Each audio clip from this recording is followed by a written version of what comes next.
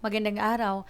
Ngayon ipapaliwanag natin kung paano natin gawin ang long division. Ano nga bang paraan o tamang paraan sa pagsasagawa o pagsosolve ng long division? Ayon sa mga pag-aaral, ang long division or yung division mismo ay isa sa mga least learned skills. Kabilang ito sa mga least learned skills. At karamihan sa mga bata sa elementarya o kahit sa sekundarya ay hirap na hirap pa rin sa pagsosolve ng division, lalo na kung gumagamit ng long division. Ngayon ituturo natin ang tamang paraan at paano nga ba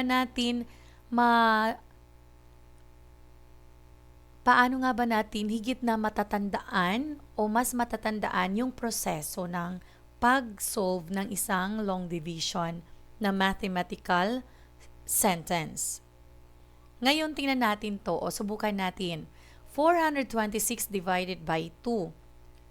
Ito yung tinatawag natin na division house. Sa loob nito, isinusulat natin ang dividend. Yung dividend natin, kung ito yung basehan natin o batayan, ito yung unang number na sinusulat pag ganitong format. So sa long division, isinusulat natin yan sa loob. Kaya ang dividend natin ay ang 426. Ito yung numero na hinahati. Hinahati-hati. Yung nasa labas naman ng division house, isinusulat natin yung divisor. Yung divisor, ito yun, 2. Yung divisor natin ay 2. Ito yung numero na humahati sa dividend. Yung sagot naman nito ay tinatawag na quotient. Ngayon, sa pag-solve ng isang long division, hindi to katulad ng subtraction o addition o kaya ay multiplication na nauuna lagi tayo sa bandang kanan, doon sa place value ng ones. Dito sa long division, uunahin natin pag-solve o paghati yung may pinakamataas na place value. So, dito sa 426, ito yung ones, tens, hundreds. So, ang numero na may pinakamataas na place value ay 4. So, dyan tayo ngayon magsisimula ng pag-divide. So, 4 divided by 2 equals 2.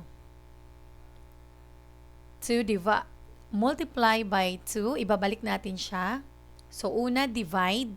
4 nga pa lang dapat nating tandaan. Pwede nating tandaan to batay sa mga nakatira sa ating tahanan. So, si daddy, mommy, o dad, mom, sis o sister, bro o brother. So, dad, mom, sis, bro. Ang dad, yun yung division. Letter D, nagsisimula sa titik D, division. Mom, nagsisimula sa M, multiplication. Sis, nagsisimula sa S, subtraction or subtract. At saka yung last, B, brother, ibig sabihin nun, bring down. Divide, multiply, subtract, bring down. Yan lang ang 4 na kailangan nating tandaan kasi paulit-ulit lang yung division. Kung matatandaan natin yan, ang 4 na yan, divide, multiply, subtract, at bring down, hindi na tayo malilito sa pagsosolve ng long division. So ngayon ulit, una, divide 4 by 2, ang sagot ay 2. Ngayon, multiply 2 times 2, ang sagot ay 4. Now, pangatlo, subtract 4 minus 4 equals 0. So, 0 na siya. Pang-apat na gagawin ay i-bring down o dalhin sa ibaba yung sumunod na numero o yung katabing numero. So, meron tayong 2. Hindi pwede ang 6. Dapat yung katabing numero ang i-bring down natin. So, meron tayong 2. Ulitin lang natin yung proseso. Divide ulit. Divide 2 by 2. Okay, 2 divided by 2. Ang sagot ay 1. Multiply. 1 times 2 equals 2. Pangatlo, subtract. 2 minus 2 equals 0. Ngayon, may natira pang numero dito, yung 6. I-bring down natin siya. Bring down 6. Hindi ka titigil hanggat nauubos yung lahat ng numero doon sa taas o sa dividend. 6 divided by 2, 3. Multiply 3 times 2 equals 6. Subtract 6 minus 6 equals 0. Hindi ka na magbi-bring down kasi wala nang numero na natira sa dividend. So, ibig sabihin, na-solve mo na yung division sentence natin. So, 426 divided by 2 equals 213. Ito yung quotient. Okay, isa pa. Subukan natin ulit. 3,150 divided by 5. So, ang ating division house, ito yon. Ang nasa loob ay ang dividend. Ito yung 3,150. Yung nasa labas naman ay ang ating divisor, yung 5, yung humahati. Ngayon, yung may pinakamataas na place value ay 3. So, dyan tayo magsisimula. Ngayon, 3 divided by 5, pwede ba? Maaari ba nating mahati ang 3 sa 5? So, hindi pwede. Kasi mas maliit yung 3 kesa sa 5. So, hindi mo siya mahati.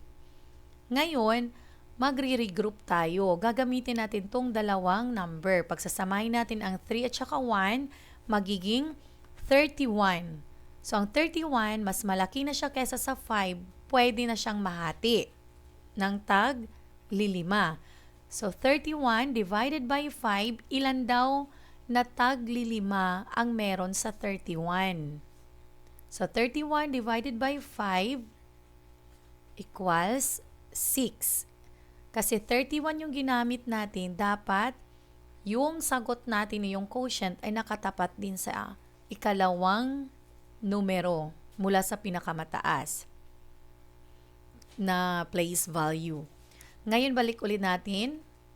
6 times 5 equals 30.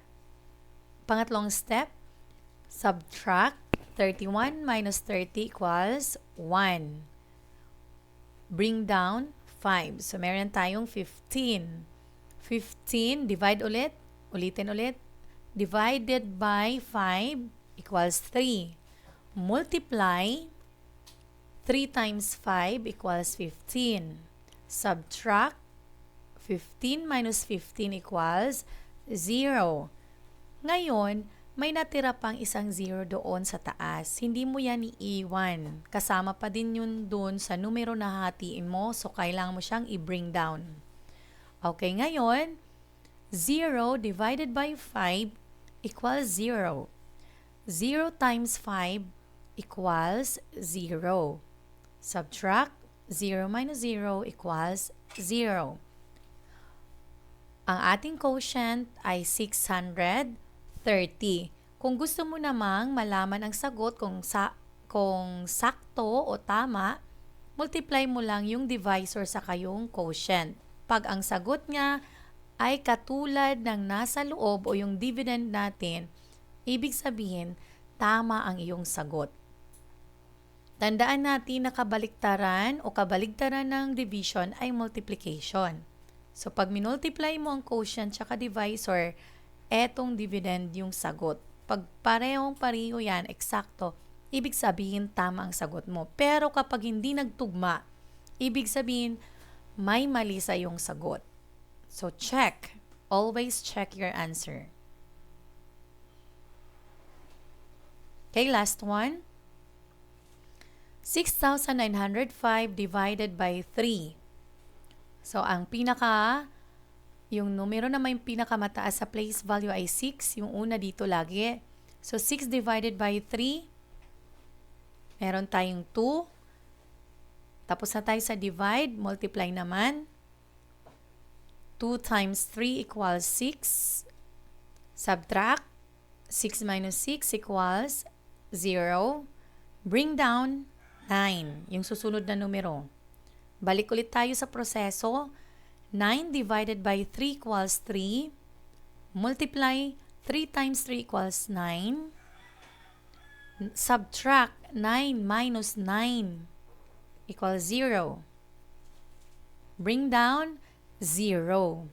Ito si 0, maliit siya kesa sa 3. Baka maisipan mong mag-bring down ulit. Kapag nag-bring down tayo, 1 at a time. Kung nakapag-bring down ka na, hindi ka, pag kakita mo na maliit siya kesa sa divisor, hindi ka pwede mag-bring down ulit. Hindi pwedeng dalawang bring down ang gagawin mo. Isang beses lang dapat nag-bring down. Hayaan mong sa susunod na naman na proseso mag-bring down ulit.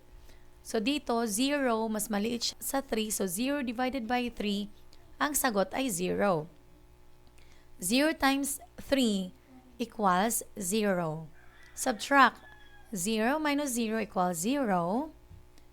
Ngayon, i-bring down na natin ang 5. 5 divided by 3 equals 1. 1 times 3 equals 3.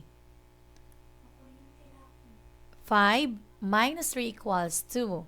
Ito yung sobra, yung 2. Ito yung tinatawag nating remainder o yung natira. So, hindi natin siya naubos lahat kasi hindi na natin di-divide yung 2 by 3 kasi mas maliit na yung 2 kesa sa 3. So, ito na yung natira o yung sobra doon sa mga whole numbers na na-divide natin. Ngayon, tinatawag natin yan na remainder. So, isusulat natin yan sa taas, sa tabi ng whole number na quotient. So, remainder 2. Kung ilan yung natira dito, yan din yung ilalagay mo doon bilang remainder. So, ang sagot natin o ang quotient ay 2,301 remainder 2.